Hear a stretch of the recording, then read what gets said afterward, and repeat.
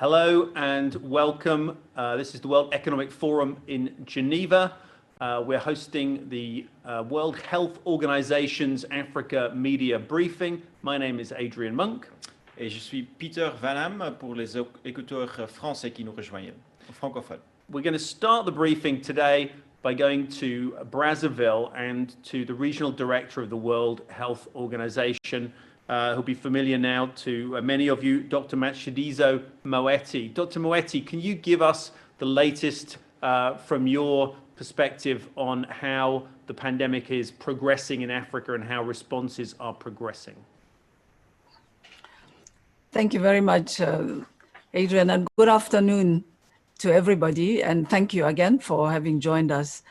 I'm very pleased to be joined today by colleagues from the Economic Commission for Africa, Dr. Karingi, and my good friend Amit Thakur, who's the Executive Chairman of the Africa Health Business, because we know that the COVID-19 pandemic is having significant economic impacts, and particularly in vulnerable communities. We need balanced action to save lives and livelihoods, even as we act to control the pandemic. The private sector has a vital role to play, from providing care to those who are affected, to manufacturing the key items required for the response, as well as innovating and developing new tools like vaccines and medicines.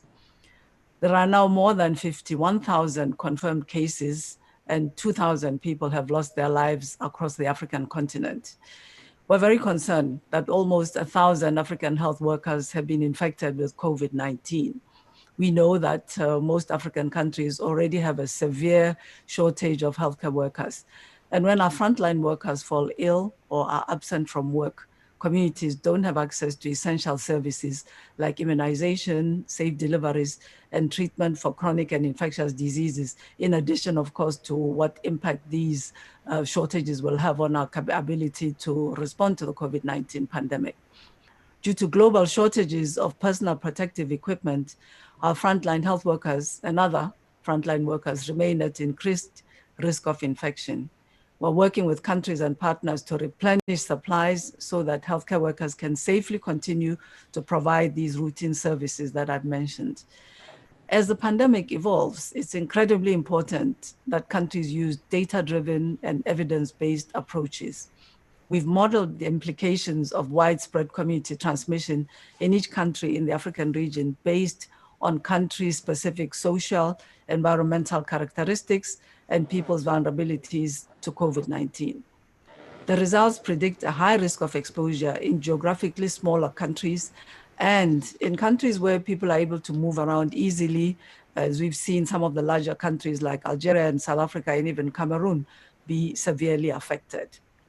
Among the 1 billion people in the African region, the model predicts that if no containment measures are put in place, and luckily we know that this is not the case even up to now, up to 26% of the population could be infected in the first year, and up to 190,000 people could die. The epidemic would peak within 4 weeks of the start of widespread community transmission, and we know that in about half of the African countries, we do not yet have widespread transmission. This would overwhelm health systems, leading to more than 3 million COVID-19 hospitalizations, of which around 100,000 would require oxygen support and more than 50,000 would require support to breathe. It also leads to reduced access to routine health services, which I've mentioned are extremely important to be sustained so that communities are not vulnerable to other health issues. All countries in the region are using these results through our country offices to inform containment actions, and a paper summarizing these models is currently in press in the British Medical Journal Global Health after extensive peer review. I have to say here that there is a range of modeling tools that are being used, and WHO is working with partners to set up a coalition so that we share the methodologies and have rather consistent advice to countries on this. We know that to stop the spread of the virus, the key public health measures need to be in place in every community, even where cases have not been reported. Readiness capacities should be prepositions. I'd like to reiterate that these measures are surveillance, identifying cases early, testing people early, therefore, tracing their contacts, and then isolating both the cases and the context to limit spread of the virus. We've seen countries like Namibia and Seychelles follow closely these measures, and they've not reported any cases now for 1 month. We're working with countries to leverage the assets that they already have in place in terms of what was done to prepare for Ebola, some of the equipment for testing that's being used for tuberculosis and polio, and to mobilize people and repair supply chains globally. We're working very hard on this with our colleagues across the UN and other partners so that the supplies that are needed are there to take the response beyond capital cities into the hinterland and local levels. The findings that I've shared today and other emerging analyses will inform our policy and technical advice to governments so that they adopt the response based on this evidence. To stop this pandemic, the solutions we implement together with countries and partners must be based on evidence and scientific findings. And therefore, this includes conducting rigorous clinical trials to determine the effectiveness on any treatments that are offered in line with international standards. We are very convinced that with science and solidarity, we can stop this pandemic. Thank you very much. Dr. Moeti, thank you very much. And you mentioned a couple of the guests who are joining today. One of them is Dr. Amit Thakur, joining from Nairobi, who is president of the Africa Healthcare Federation and also executive chairman of Africa Health Business. Business obviously has a big role to play in helping tackle this pandemic, but is also affected by it. Can you give us some insight, Dr. Thakur, on how business across Africa has been coping with this crisis? Yeah, good afternoon and good morning, wherever you're joining from. Thank you for having me on the show. And like you rightly say, that the sudden shock that the businesses have faced because of the pandemic has really made the business start repurposing and repositioning itself. It's led to two things.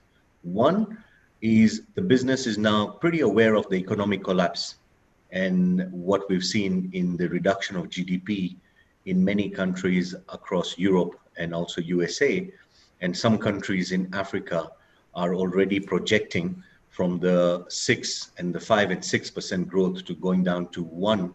And South Africa has also been projected to have a negative growth rate. So the businesses are very aware that because of the reduced mobility and the stringency that the African nations have to adopt because of public health, it's going to have an interplay. Now, moving quickly on to the repositioning and refashioning of what the businesses have started doing is the model of self-sufficiency. So many manufacturers who never made PPEs are now making PPEs. Close to 42 factories, for example, in Kenya, have already put up machinery, cleaned up their machines, realigned them. Masks are being made, overall gowns are being made. Those companies that never got in making sanitizers, like the East African Breweries Limited, are making sanitizers to spread them around. So that's happening now. And on the front line, the people who are providing services are really concerned, especially the private sector. I know many countries and many public sector economic stimuluses and ministries of health are trying to support them, but the smaller private sector hospitals and facilities are concerned because they need to charge fees for services being rendered. And if they buy these PPEs at $30, $50, it's charged to the patient. And there was a lot of negotiation with the private insurance company and the national insurance companies to keep paying the bills for those who might be COVID positive. So that's again a matter of concern for us on financial sustainability, coupled with the fact that most of the people are staying at home. They have postponed elective surgeries and they've postponed their regular medical treatment and admissions. So the surgical cases have dropped in the range of about 40 to 50% of the income, and the medical cases have dropped between 30 to 40%. And that's led to a decline in the revenues for the private sector facilities in the front line. So we quickly need to start thinking of how to make sure they wade through this process. Thank you. Dr. Thacker, thank you very much. We can go to Addis Ababa now and to Stephen Karingi from the UN Economic Commission for Africa. Stephen, can you give us some perspective on how the pandemic is hitting things like trade across the continent, and also how it's more broadly affecting societies and their economies? No, thank you very much. Let me first of all acknowledge my co-panelists, Moeti and Dr. Thacker. And first, to make the first point is that we have to recognize that African governments are doing a lot. And I think that is what Moeti has indicated, that the projections were that we are going to be in a worse situation by now. But because of the measures that the African governments are taking, and also the community's effort, we have at least been able to see not as much rapid growth or exponential growth in terms of transmission like we saw elsewhere. But then, of course, this has come with an impact on our economies. So we have had what Thacker has said, what is happening to the private sector. But there is this trade channel and the FDI channel, the connectivity between Africa and the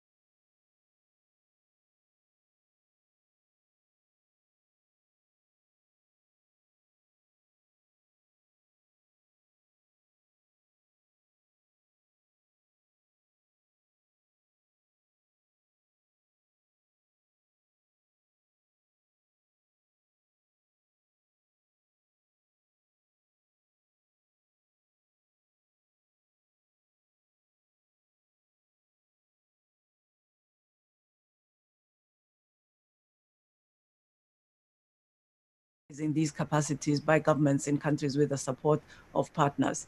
And it also is very important that risks should be minimized in those places where social gatherings happen. So I think it's not a matter of simply today we're locked down and tomorrow everything is opened up. It has to be progressive. It has to be starting with the most vital components of the economy, because that's part of the reason, and also taking into account these difficulties around food and hunger of the most vulnerable communities. It has to be with tracking what's going on in terms of the cases that are coming out, the capacities, and then with support, with putting in place measures to make sure that then what is left in place is monitored. And if necessary, if there's the need to go back and reinstitute some of the measures, it's possible to do this. And then most importantly, people have to be very well informed about the impact and be enabled to follow and to provide feedback about the impact on them. So it's possible to do this. We're advising countries. We have a guideline from WHO on how to progressively release these measures. Thanks for that. Dr. Thacker, can I just turn to you and ask how business sees that relaxation and the process of easing some of the lockdown conditions? That's yeah, I think Dr. Moeti framed it really well. I totally agree on the evidence-based approach. But there are two schools of thought from business. One is there is this sense of urgency from business to start opening because they seem to be losing some economy. And also the cost and the prioritization. So I think the first thing I would say is the trust from the governments on data and on evidence-based, on why it's being locked down and what is being unlocked and why certain businesses and not the others. The other thing, like in Kenya, the restaurants which are being asked to open progressively need to make sure that everybody has got a COVID test and they are COVID free. So there have been flags raised about the fact that we already have reduced income and now we have to expense these costs, which will make it a bit more expensive. So there's a literal balance between there's a sense of urgency of can we open up and having clear data of why things are not opening up in countries like Kenya. And Stephen, you mentioned some of the problems that people have in the informal sector of actually just getting hold of the necessities of life. How do you see this lockdown easing proceeding from your perspective? Well, that's a great question because in our call, we had somebody who works with the informal settlements in Nairobi, someone from Kibera. And essentially he was saying, okay, I do understand that I need to wear a mask, but I don't even have the dollar to buy the food in the first place. But as we went with the debate, there was clear consensus that nobody wants people to die. So what we need is to actually have smart exit strategies from the lockdown. And it looked like we were concluding to the point, make sure that what Moeti has said, that the rate of increase of the infection and the number of people who are infected in the total number of the tests that you do in a day are falling. And once you realize that, then you can also do it sequentially by looking at which sector is not as risky, opening that fast, and also maybe in some situation having to do it block by block, because that's the only way you can be able to ensure that you don't have to shut down the economy again. But I would also want to note that there was a story that I have seen whereby, in Africa, we have this community approach to doing a lot of things. So we have households of people who have more money, who are actually adopting households who are living in who do not have as much money. So I think stories like this needs to be emphasized and put on a loudspeaker so that we can actually have more community-based support Of course, we have to figure out the logistics of how to move from those who have those who can support to those who need the support. Thanks, Stephen. I want to turn to Simon Allison from the Mail and Guardian in South Africa. Simon, can you come up, unmute, and get your question in? Hi, good afternoon. My question is for Dr. Moeti. I noticed that the so-called coronavirus cure being touted by the Madagascan president seems to be gaining traction. What advice would you have to citizens of countries who are considering taking this supposed cure? Thank you. Dr. Moeti. Okay, thank you.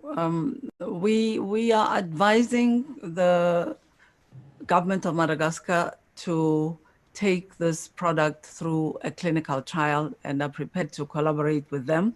We've also invited them to join the WHO coordinated solidarity trial where other therapeutics are being tested out. So we would caution and advise against countries adopting a product which has not been taken through tests to see its efficacy against COVID-19 and also its safety in different population subgroups in use against COVID-19, and simply encourage that anything that is being used should be done under conditions of clinical trial where the evidence can be collected and it can be assured that it is not a risk to people's health. In addition, just to emphasize that all the measures for protection that are being promoted by WHO need to be implemented, and we are concerned that touting this product as a preventive measure might then make people feel it's safe not to do the other things. So we'd like to emphasize very much that whatever is being done with this product, people must continue to put in to implement the measures for protecting themselves. Thank you very much. I'm just checking to see if we have on the line Cara Anna from the Associated Press. Can we just check if we have Cara available to go to for a question? Hi, I'm here. Great. Cara, can you put your question to our panel? Yes, thanks. Have you seen any clusters of virus cases that appear to be linked to lack of water or lack of clean water or to a communal water source? Thanks. Thank you. Dr. Moeti, and perhaps Dr. Yao might come in on that.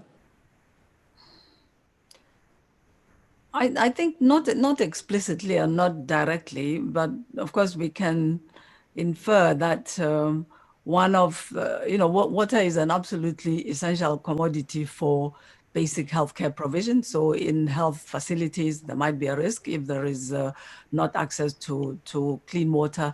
Then in terms of the hygiene that can be practiced, including by the healthcare workers in hospitals. And we are of course very concerned in some of the settings in Africa where at home people may not have and do not have access to safe water, about the feasibility of their being able to practice this hand washing hygiene.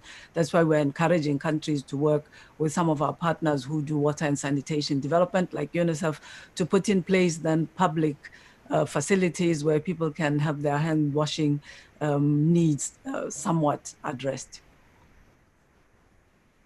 Merci beaucoup, Dr. Moeti. Et on va voir maintenant si on peut rejoindre Roger Moyu-Mogo de Canal+ Afrique. Roger, êtes-vous là? On vous voit, mais on ne vous entend pas. On peut peut-être demander de... Oui, allez-y. Allez-y. Oui, je voulais poser une question justement concernant le déconfinement qu'on voit de plus en plus dans certains pays en Afrique. Et ceci d'autant plus que le nombre de nouveaux cas de Covid-19 est en cours d'augmentation, ce qui pourrait laisser penser que le pic n'est pas encore atteint. Et la question est de savoir si c'est vraiment pertinent de déconfiner actuellement, si ce n'est pas très tôt. Et si c'est le cas, alors est-ce qu'il fallait vraiment confiner les gens? Merci beaucoup, Roger. On avait déjà entendu une question pareille en anglais, donc on va peut-être demander à Dr. Yao de répéter ce qu'on a entendu avant et de nous dire comment des pays peuvent commencer à faire une sortie du confinement de manière sécurisée. Merci beaucoup. Nous pensons que le déconfinement, parfois lié au fait qu'il y a une bonne partie de la population qui est en souffrance, aussi bien des domaines économiques qui souffrent énormément. Et donc, ce déconfinement doit vraiment tenir compte aussi de la reprise de ces secteurs, mais surtout être basé sur une analyse avec des évidences qui montrent la tendance globale, si cette tendance globale peut permettre ce déconfinement plutôt que peut-être entraîner l'aggravation de la situation.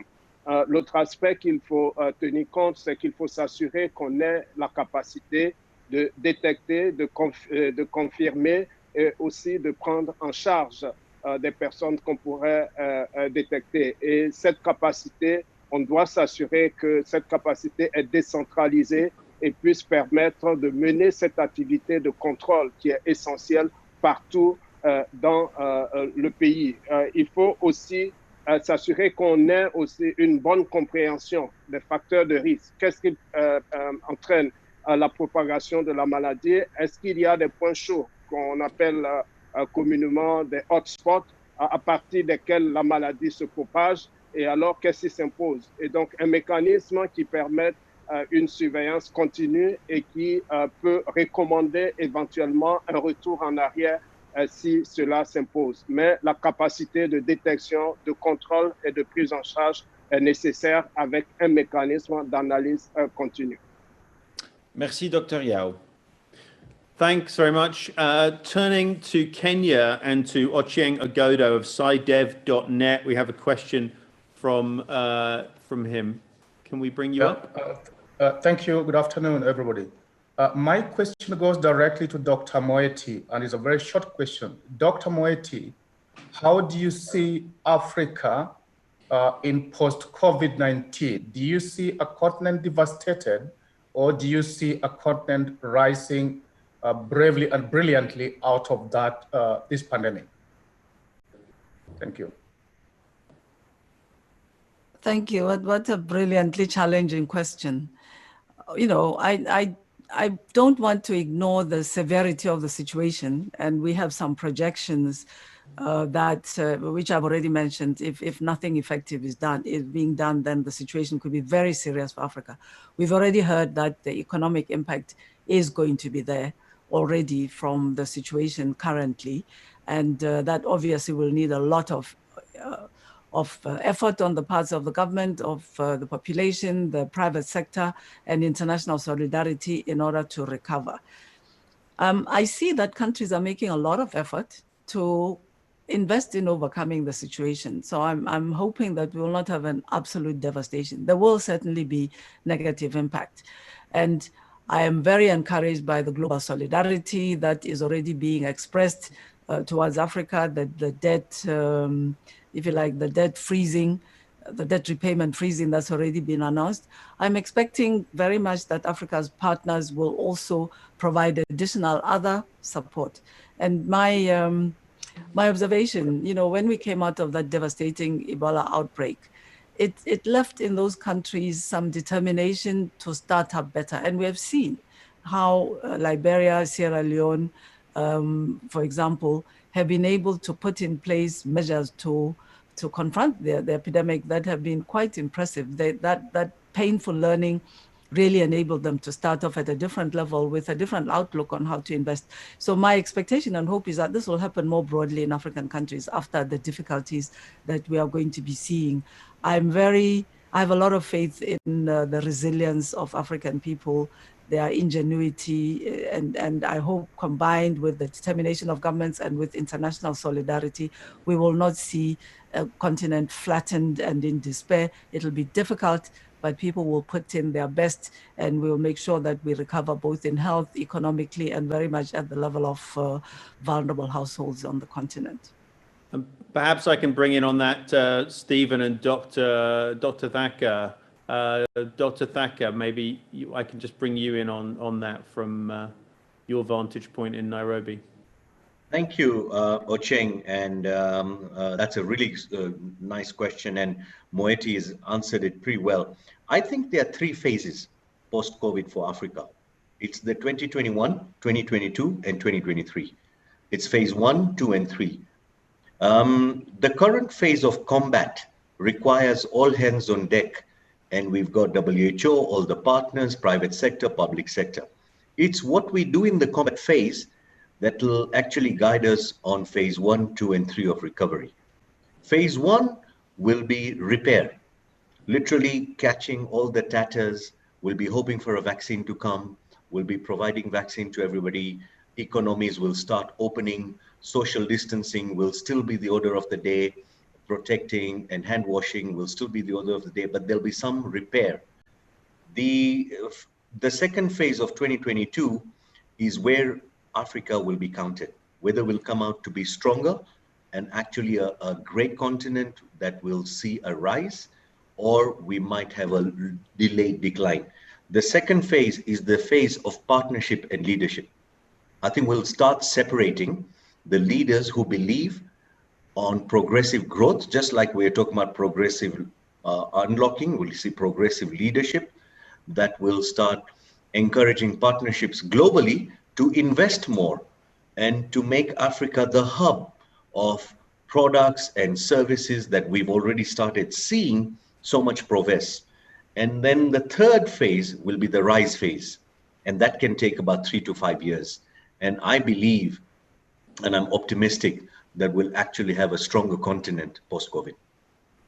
Thanks for that. Stephen, you're in Ethiopia, which was one of the strongest economies in Africa until the crisis hit. What's your perspective on how this pandemic is going to hit the continent? Thank you. I think this is a brilliant question because, yes, it's true we are talking about where we are now, but we also have to think about recovery. And I want to go back to the point that I made. The speed at which we recover will depend on the actions that we take today to save lives and to save businesses. Because without businesses, you cannot have employees. And without employees, you cannot have income. Now, how do you do that? The resources that we are calling for in terms of this global solidarity, the $100 billion that is being called for. Part of that should go towards ensuring that there is liquidity for the private sector to be able to work, and also it should also go towards replenishing some of the expenditures of governments for those that are actually doing transfers to the vulnerable, and even those that are topping on in terms of the wages of the people. So our ability to recover as a continent will depend on what we do today. Do I think we are going to have a better economy after this? We have the continental frameworks. I think we have been exposed very much in terms of the area of trade because we did not actually have our African continental free trade area in operation. Had it been in operation 10 years ago, I am of the view that a lot of the things that we cannot access because of export restrictions, most of that could actually be produced here. And the movement across borders would be much, much easier.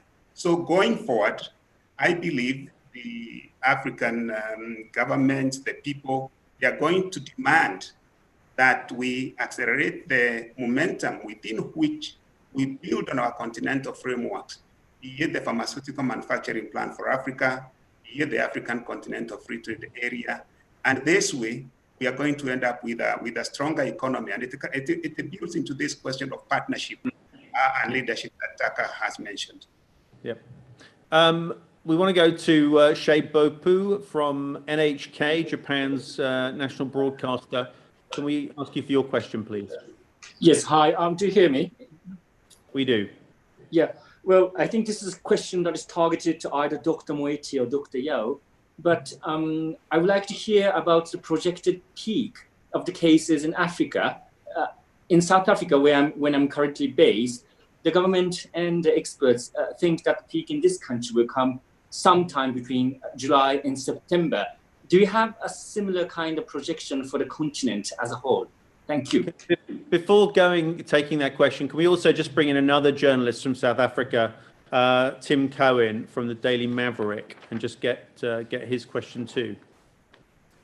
Hi, Dr. Mwete. Not the most important question, I guess, but it's still very controversial here in South Africa. South Africa has been unusual globally because it's imposed a cigarette and tobacco ban, or a ban on tobacco and cigarette sales. It's the people are reporting here that the World Health Organization supports this ban. I just wondered, it seems now that smoking does, ironically, weirdly, help the convalescence rate, not the infection rate, but the convalescence rate. I just wondered whether you, if you support a smoking ban, would you recommend, or a smoking sales ban, would you recommend that to other African countries? And that's a great question. Would you what precisely are you advising African countries? Are you suggesting a restriction or a ban? That's a great question, Tim. Thank you. And so we have questions from NHK and from the Daily Maverick. Dr. Mwete, just over to you for those two questions, and maybe to bring in Dr. Yao if necessary. Okay. Yes, thank you very much. As I mentioned, we have carried out a modeling exercise, which we are just publishing now, on overall in the African region, WHO African region, and also have made this available to our colleagues at the country level, and they are going on to do this on a country level basis.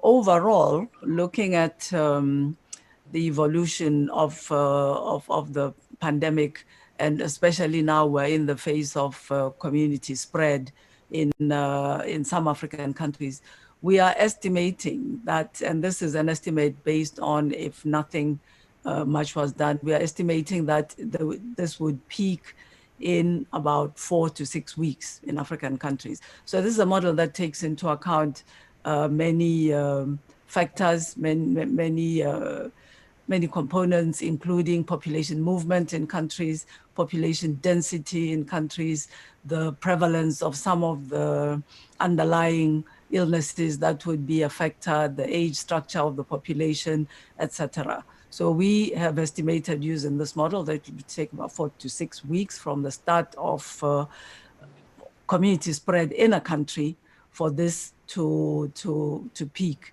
And we know that, as I mentioned before, we have a number of countries where this community spread is established.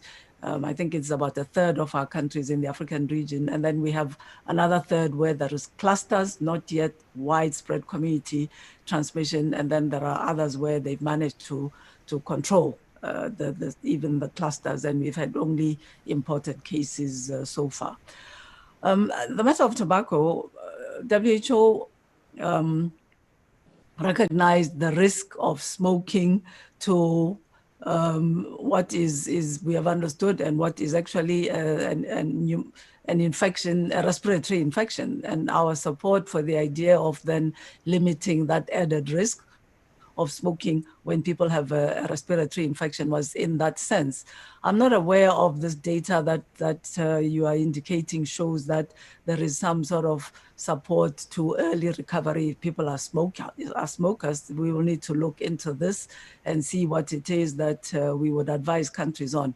We were not particularly focused on this as a risk, but I think when a country has identified this as a risk, we could only say, well, we support then the minimizing additional risk of people, not only those who have underlying conditions, including conditions perhaps like asthma, but people who might then be aggravating the risk by smoking, something that we know is bad for your respiratory health as well as other health conditions, that we can only encourage that people who can stop using such a product.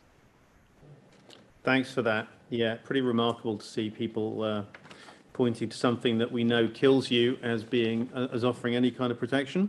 Can we turn, please, to Paul Adepoju in the Lancet in Nigeria? Paul. Yeah, thank you very much. I My first question is there an official estimate of how much Africa has lost to the COVID-19 pandemic? Then looking at post-COVID-19, we've had African countries that are locally producing their masks. Are there any plans to directly and actively integrate them into the health supply chain post-COVID-19? Thank you. Thanks for that. And maybe the slant of that question, I can take it to our guests first, and then maybe come back to Dr. Moeti at the end. And Stephen, maybe to start with you, is there anyone you know of who's keeping track of the potential losses across the continent caused by this pandemic? Yes, thank you. So far, I said in my earlier statement that we have done some scenarios. One of our scenarios suggests that the African economy will contract by as much as 3% in 2020. Now, when we're doing this study on the strategies for exits from the lockdowns, we also did a simulation where we assumed a full lockdown.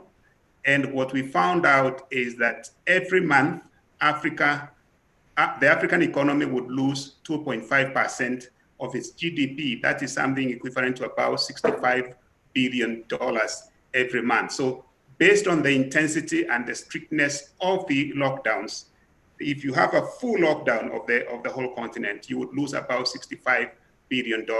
So of course we can do this for each of the countries based on the different lockdowns structures that we have. But that is one way we have factored in to estimate what it means for the continent. We have finished the first quarter, so governments are starting to release their statistics. And one of the statistics that is coming out clearly is that there is a reduction in terms of the export earnings, as you would expect, and also the revenues, the revenue take by governments, because of the low activity of the businesses. They're also starting to collect lower revenues, which is an indication of what is happening in the economy. Thanks for that. And Dr. Thacker, from your contacts with the world of business across the continent, is that something anecdotally that you're seeing backed up, or are there perhaps any bright spots that you can point us to? I think Stephen's put it very well, and the contraction is going to be, it's like just the numbers that we have. It can be worse. Like Moeti says, if we start opening up and we don't control containment, it could be a larger contraction. But there are some winners and losers as well. And we are going to see that happening very clearly in Africa. And if you look at the tourism and the travel and industries around them, they're definitely going to get a stronger hit. But probably there are some winners, like maybe the healthcare industry might be a winner and they might recover well. If you look at the stock exchange, there are some industries that have taken a less of a hit. For example, if you look at the telecoms and the IT and the mobile phone companies, they've taken a less of a hit in the stock exchange than maybe other companies like Kenya Airways and airline companies.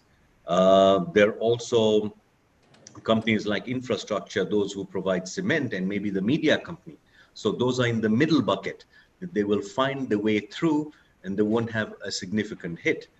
But we will soon see in sub-Saharan Africa, them being separated according to how they adapt, how they use technology, what kind of value offering they provide. So my really call out and the shout out to the boards of every company in Africa is start having a strategic intent on how you can retain jobs, how you repurpose your business, and it's not business as usual, out of the box thinking, and that will reduce the contraction that Stephen's been talking about.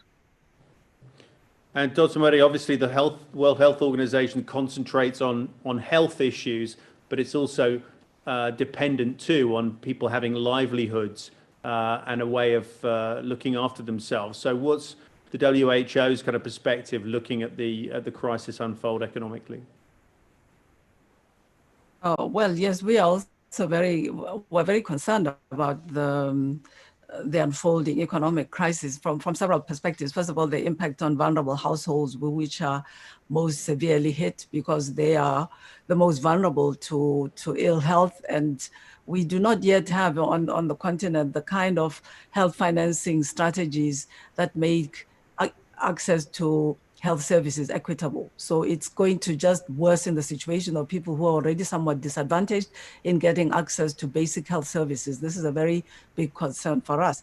And then over and above that, we are concerned about the impact that this will have on the ability of African countries to make progress towards universal health coverage. They have made, in the recent past, before the advent of this pandemic, very ambitious commitments to expanding access to essential health services for their population with a strong view on equity, increasing their financing for health in ways that are fairer for populations. So this hit in economic performance, we hope will not result in the health sector, which is sometimes viewed as a kind of soft sector, not a productive sector, than to be disadvantaged in terms of investment. We hope the governments have understood very well that investing in health is a smart investment in human capital, and it's essential for economic development to progress. But these are some of the concerns that we would have. On the other hand, just coming to some of the comments, the comment made by Amit about driving adaptation and local production. We are very hopeful that some of the work and thinking that has been done under the auspices of the African Union and NEPAD with regard to health as part of the industrialization framework of the African Union can be taken forward for the production of some of the supplies that are needed for health to be done on the African continent. Of course, we'll need to look at affordability and economies of scale, but that we can accelerate some of these initiatives that have been moving along at a rather steady and sometimes slow pace for self-sufficiency while we work within a globalized global economy. Thank you. Merci, Dr Moeti. On veut aussi poser cette question ou ces questions en français. Tout d'abord, peut-être Dr Yao, pouvez-vous donner votre commentaire sur la question quand est-ce que vous attendez au pic des cas en Afrique, dans le continent? Et deuxièmement aussi, comment voyez-vous la situation évoluer après, non seulement sur non seulement en santé publique, mais aussi du point de vue économique, et quel est le rôle que l'OMS peut jouer à ce moment-là? Merci, Dr. Ya, de donner votre commentaire. Merci beaucoup. Donc, par rapport aux projections dont a fait référence la directrice, lorsqu'on a une transmission communautaire, on s'attend à ce que d'ici les 4 à 6 semaines, qu'on puisse atteindre les pics. Il faut aussi dire que cette situation est variable d'un pays à un autre. On a pratiquement le tiers des pays africains qui ont cette transmission soutenue au niveau de la communauté. Mais la modélisation ne tient compte du fait que si rien n'est fait, voici la situation qu'on pourrait atteindre et qui pourrait peut-être même être une situation beaucoup plus aggravée. Et il faut ajouter qu'en Afrique, on a encore l'opportunité, même en dehors des grandes villes et dans certains pays, de contenir. Et donc, si les efforts sont renforcés, cela pourrait se faire dans plusieurs pays en termes de réduction de la transmission. En ce qui concerne les aspects économiques, évidemment, l'accès aux services est souvent lié aussi à certains aspects économiques, notamment au fait d'avoir des revenus pour pouvoir s'offrir des services de santé, au fait aussi pour les pays d'avoir la capacité de renforcer les services de santé. Et donc, un effondrement économique pourrait un peu ralentir l'accès à ces services de base. On parle souvent de la vaccination, mais aussi des interventions liées à des programmes comme le paludisme qui pourraient souffrir aussi d'aspects économiques défavorables. Et donc, c'est une approche globale qu'il faut, en plus des aspects de santé publique dans cette épidémie de COVID. Merci. Très bien, merci beaucoup, Dr. Yao. Thank you very much. And just want to turn to Esther Nakazi. Esther, can we get your question, please, for our panel? Thank you very much. Can you hear me? Yep. Yeah, my name is Esther Nakazi. I'm a freelance journalist based in Uganda. I would like to know from WHO what their position is on Tanzania president's remarks on the COVID-19 tests that were done by scientists, and what is their position on scientists, on leaders who are not agreeing with the stats coming in from the scientists. Okay, Esther, thank you for that question.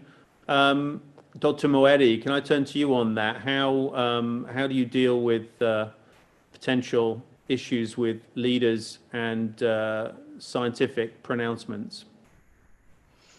Yes, thank you for that question. I think starting with the specifics of the test kits referenced in Tanzania, we are convinced that the tests that have been provided and that are on the international market were provided both on procurement through WHO, those that came through the JACMA donations are not contaminated with the virus. I'm afraid we do not share the point of view that these commodities could be in circulation when they're already contaminated with the virus. We are not in agreement with that point of view. We encourage leaders to look at the evidence and also to look at guidance that has been developed by experts of the organization of which they are member states, expecting us to find the best experts in the world in order to find the best ways for countries to use knowledge, science, evidence for the interventions that we're asking them to undertake. We are very happy through our country teams working with partners to enter into a dialogue and respond to questions and queries by national leaders.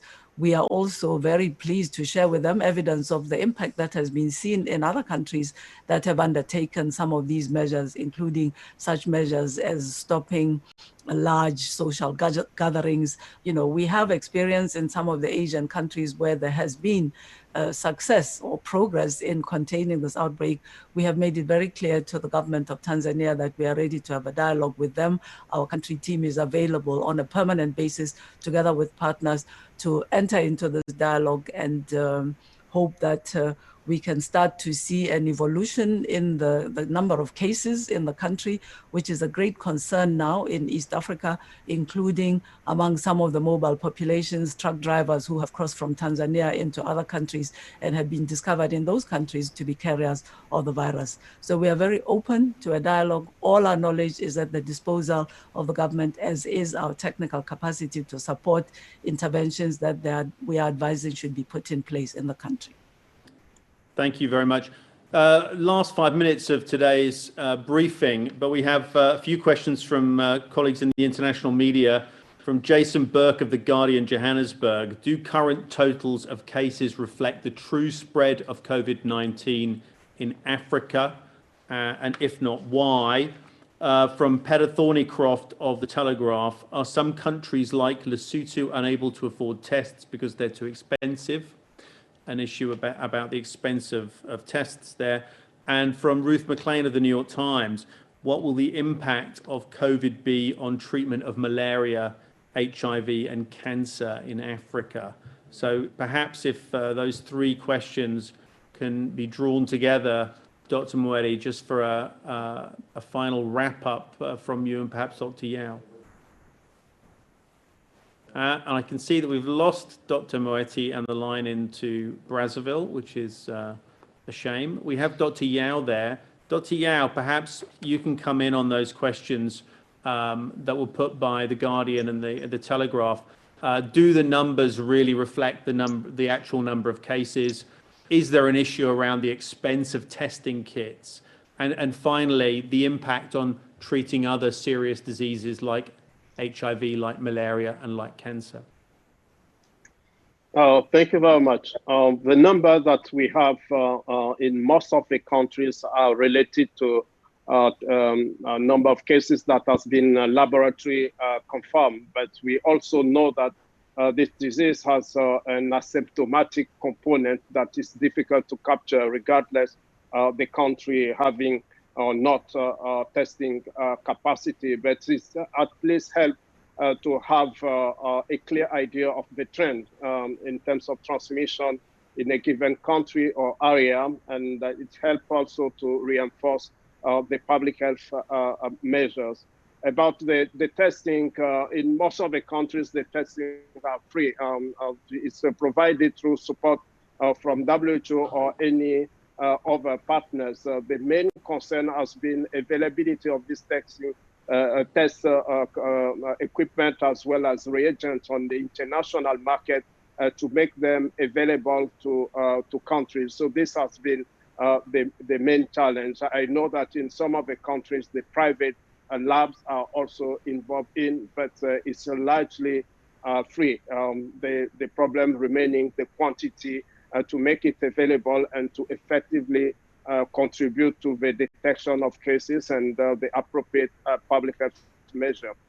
In terms of other disease, it has been mentioned 2 weeks ago in this similar forum that putting all the effort to contain COVID should not affect also access to other services. It is unfortunately occurring, and it is a big concern for us. We need to ensure that we have appropriate reorganization of our services so that on one side you can have COVID management, but on the other side we ensure continuity of services, including critical services in Africa like vaccination or access to treatment for malaria and HIV/AIDS. And we have good example in countries like South Africa where specific effort has been put in place for people to continue to have access to HIV/AIDS treatment. So this is what needs to be done. It's a long run, and countries should ensure that they maintain this continuity of services while dealing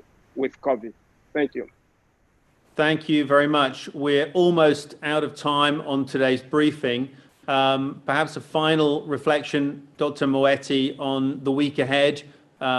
What's on your schedule as you look forward to the coming week? Yes, thank you. And I'm very sorry, we had a technical problem and we lost contact for a while. I think we're now at the point very much where countries that had put in place these measures are contemplating relaxing the measures in a progressive way. So we're very much in touch with our teams at the country level, helping to advise, as we said, the progressive evidence-based way that these measures are being implemented.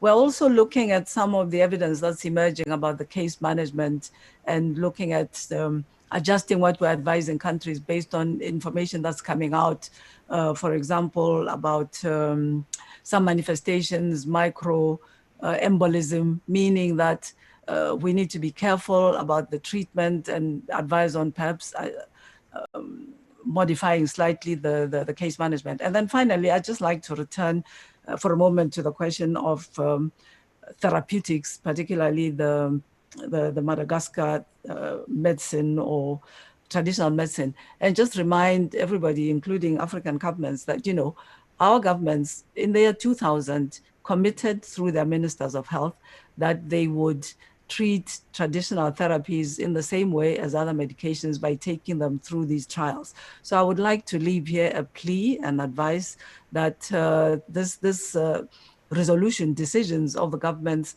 needs to be followed. This is a time of challenge. We understand the need, the drive to find something that can help, but we'd very much like to encourage this scientific process on which the governments themselves made the commitment in the year 2000 through their ministers of health with WHO. Thank you very much, and I look forward to a productive week working with all our partners to support countries. Drs. Moeti and Yao, Dr. Thacker, and Stephen Karingi, thank you very much indeed for joining us, and thanks to all of you for being on the line. Sorry if we haven't got to your questions. We hope you can come back and join us next week with some more encouraging news from across Africa. Thank you.